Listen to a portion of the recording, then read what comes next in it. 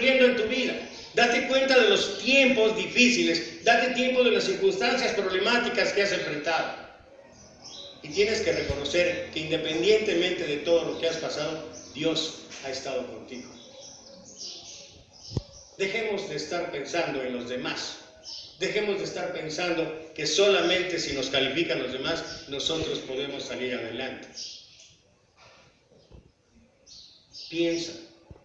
Pablo dice, Gálatas 1:10, busco ahora el favor de los hombres o el de Dios. Pues si todavía buscara el favor de los hombres, no sería siervo de Jesucristo. Es Dios quien nos dirige. Es Dios quien nos da la fuerza. Es Dios quien nos da el poder. Es Dios quien nos da la capacidad. Es Dios quien nos da la habilidad. Es Dios quien nos da el talento. Es Dios quien nos da la destreza. Es Dios quien nos equipa lo necesario para poder salir triunfadores, para responder a ese llamado, a ese servicio que le debemos a Él y solamente a Él. Pero ahí mismo, Éxodo 4:13, mira otra excusa de Moisés, que vaya otro, yo le apoyo. Ay, ¿a qué te suena eso? Que vaya otro, yo le apoyo. O dicho de otra manera, que lo haga otro. Que lo haga otro. Y todo el tiempo. Y no solamente estoy hablando de las actividades de aquí dentro de la congregación, dentro de la iglesia. De nuestra vida en general. Siempre estamos pensando, siempre queremos que otro sea el que se encargue. ¿Te acuerdas aquella historia que alguna vez conté aquí? La muerte de otro. La iglesia estaba totalmente entristecida. El miembro más prominente de la iglesia había muerto. Su nombre, otro. Todos iban a extrañar la muerte de otro. ¿Por qué? Si se trataba de ofrendar, que lo haga otro. Si se trataba de dirigir alabanzas, que lo haga otro. Si se trataba de dar una clase, que lo haga otro. Si se trataba de visitar a los enfermos, que lo haga otro. Si se trataba de llevar despensa, que lo haga otro. Si se trataba de servir, que lo haga otro. Si se trataba de encontrar soluciones, que lo haga otro. Y las cosas no han cambiado. Siempre estamos, que otro lo haga, que otro lo lleve a cabo. ¿Por qué? Simplemente irresponsabilidad, falta de compromiso. Yo no puedo, tengo otras cosas que hacer. Ojalá que el mismo amor, el mismo empeño que le dedicamos al trabajo, que le dedicamos a la diversión, que le dedicamos a los gustos, le dedicáramos a la obra de Dios. Pero cuando se trata de servir a Dios, cuando se trata de la obra de Dios, pero cuando se trata de la viña del Señor, ¿sabes qué? Siempre estamos con que lo haga otro, o siempre lo que queremos es evadir nuestro compromiso, evadir nuestra responsabilidad. Y nuevamente, la verdad es que no tenemos excusas para no hacer lo que Dios quiere, para asumir nuestro compromiso, para asumir nuestra responsabilidad, para acudir al llamado, independientemente de la situación que esté pasando en tu vida. Y cabe aquí entonces preguntarse, ¿por qué? ¿Por qué inventamos, por qué fabricamos excusas como pretextos? ¿Por qué? Y creo que la respuesta, además de que está en la Biblia, creo que es uno de los pasajes que personalmente me habla a mí. Me habla a mí, me está hablando a mí. Y particularmente en estos últimos 4 años, debido a mis condiciones de salud, debido a que ya no puedo caminar adecuadamente, de que me tropiezo, de que para subir me tengo que recargar porque si no me caigo, etcétera, etcétera. Tengo el suficiente pretexto para decir no al llamado de Dios. No a la misión de Dios, cualquiera que sea esta. Pero creo que yo no soy el único, porque creo a todos los que estamos en esta mañana que estamos pasando lo mismo. Y voy con la escritura a mostrar esto que estoy diciendo. El Evangelio de Juan, capítulo 5, versículo 2 al 4, dice: y hay en Jerusalén, cerca de la puerta de las ovejas, un estanque llamado en hebreo Betesda, el cual tiene 5 pórticos. En estos yacía una multitud de enfermos, ciegos, cojos y paralíticos que esperaban el movimiento del agua, porque un ángel descendía de tiempo en tiempo al estanque y agitaba el agua, y el que primero descendía al estanque después del movimiento del agua quedaba sano de cualquier enfermedad que tuviese. Debe haber sido doloroso, debe haber sido bien drástico estar o presenciar un espectáculo así en aquel estanque de Betesda, porque ahí reunidos, dice una multitud, o sea, había muchísimos, por lo menos más de 1000 enfermos. ¿Enfermos de qué? Acuérdense que en aquellos tiempos era muy común la lepra, tal vez ahí había leprosos. ¿Enfermos de qué? Tal vez de cáncer, tal vez de leucemia, no lo sé. Pero había una multitud de enfermos, no solamente eso, sino se refiere de manera específica enfermos, ciegos, cojos, paralíticos. Realmente si quisiéramos de alguna manera hacer una analogía entre lo que pasaba ahí y lo que pasa hoy en día, pues tal vez nos dé una idea lo que acabamos de pasar con esta pandemia. Esta pandemia que puso al mundo entero de cabeza. Esta pandemia que tuvo, al menos en el primer año, una cantidad desmedida de enfermos. Aquellos que fueron contagiados por el COVID. Y todo lo que esto provocó. Y los hospitales estaban saturados. Pero aún así, había áreas específicas para ello. Pero ahí no. Ahí estaban todos revueltos. Los mismos enfermos, los mismos ciegos, los mismos cojos, los mismos paralíticos. Así es que es difícil imaginar un cuadro actual como estaba ahí en ese instante. Pero lo que sí podemos pensar y lo que sí podemos reflexionar es que ese cuadro de multitud de enfermos, ciegos, cojos y paralíticos existe hoy en día de manera espiritual. Porque en el mundo hay enfermos, en el mundo hay ciegos, en el mundo hay cojos, en el mundo hay paralíticos. Estoy hablando de manera espiritual. Gente que está luchando con adicciones, gente que está luchando con una de situaciones y circunstancias diversas, gente que necesita de Dios. Pero ¿sabes qué? No solamente el problema es del mundo, creo que el problema también es de nosotros. Y me voy a referir particularmente a la Iglesia de Cristo, o a quienes nos decimos ser la Iglesia de Cristo. Porque también entre nosotros hay enfermos, también entre nosotros hay ciegos, también entre nosotros hay cojos, también entre nosotros hay paralíticos, hablando de manera espiritual. Gente que sabemos que tenemos problemas familiares, problemas en el matrimonio, problemas en la iglesia, problemas en el trabajo, problemas económicos, diversidad de cosas. Y siempre queremos evadir ese cuadro. Con que aparentemente nos sintamos bien, seguimos.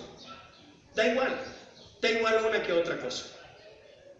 Y necesitamos lo que hacían aquellos, porque aquellos estaban ahí con una esperanza. Porque dice ahí que de vez en vez, o de cuando en cuando, o de tiempo en tiempo, descendía un ángel. Y cuando el ángel descendía, el primero que llegara al estanque, dice, era sanado. Así es que ellos tenían una esperanza. El mundo necesita una esperanza. ¿Y sabes qué? Que mucha gente del mundo, y cuando hablo del mundo me refiero también a otros grupos religiosos, o me refiero también a otras congregaciones, que no saben o no se dan cuenta, no quieren darse cuenta de que las cosas no las están haciendo de acuerdo al plan, de acuerdo a lo que Dios dice. Pero tienen esperanza. ¿Esperanza de qué? De ser sanados, de ser cambiados. Y hablando individualmente, personalmente, cada uno de nosotros necesitamos eso. Porque 1 de Juan 1:8 dice que si decimos que no tenemos pecado, nos engañamos a nosotros mismos y la verdad no está en nosotros.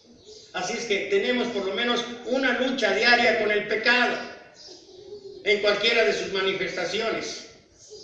Ya sea por apatía, ya sea por flojera, ya sea por indiferencia, ya sea por soberbia, ya sea por muchas otras cosas más.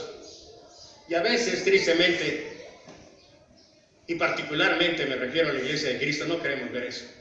Se nos hace que todo va bien, todo lo pasa bien, o no pasa nada, estamos bien.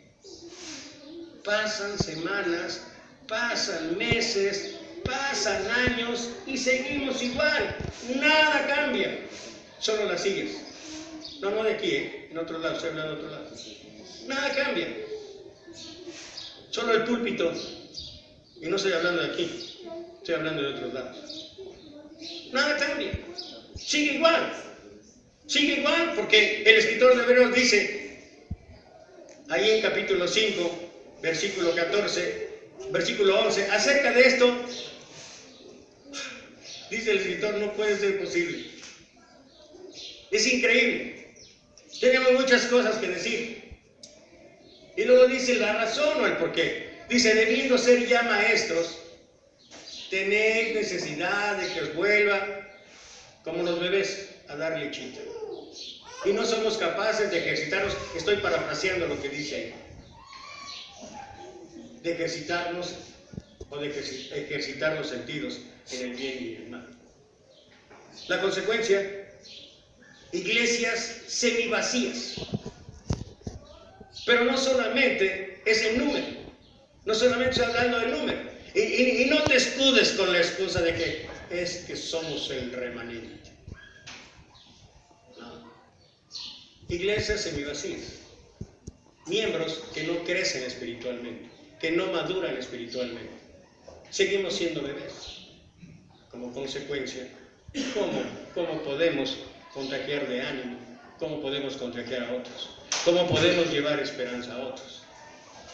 Y no nuestra esperanza propia, sino la esperanza que tiene Dios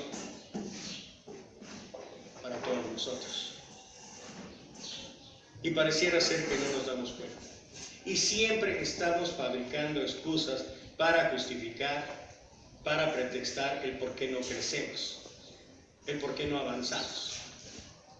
Culpándonos unos a otros, culpando a las circunstancias, culpando a Dios, pero siempre, a final de cuentas, evadiendo nuestro compromiso y nuestra responsabilidad. Y particularmente en lo que nos enseña este pasaje es que tal vez nosotros somos ahí el paralítico de Bethesda. ¿Y cuánto tiempo llevaba el paralítico? Dice ahí versículo 5 y 6, y había ahí un hombre que hacía 38 años que estaba enfermo. Cuando Jesús lo vio acostado y supo que llevaba ya mucho tiempo así, le dijo, ¿quieres ser sano? Mira la pregunta del Señor, ¿quieres ser sano? Y uno podría argumentar, o uno podría preguntarse, o uno podría decir, Señor, te atrapé en una falla, en un error. Hubiera querido los fariseos, los escribas, los líderes religiosos decir, te atrapamos, Jesús. Pero lo bueno es que en ese momento ellos no estaban ahí. No, ellos estaban allá en el Sanedrín. Ellos estaban ahí con sus juntas de líderes. Ellos estaban ahí tratando de cambiar al mundo.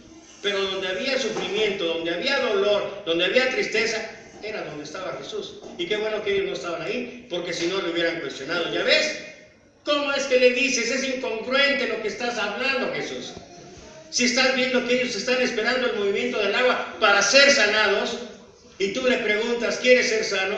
Me imagino así, vemos un choque en la calle, dos automóviles chocan de frente, quedan prensados, llegamos ahí, vemos el conductor que ya no puede ni respirar, y llegamos y le decimos, ¿quieres que te ayude?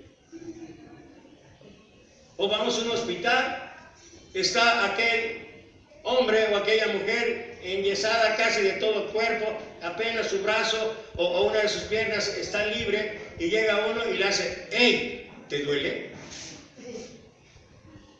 O como muchas veces la gente, de verdad, y no solamente niños, otros, voltean y me ven y dicen, ¿usa lentes? No, ¿qué crees? Me los encontré por ahí y me los puse.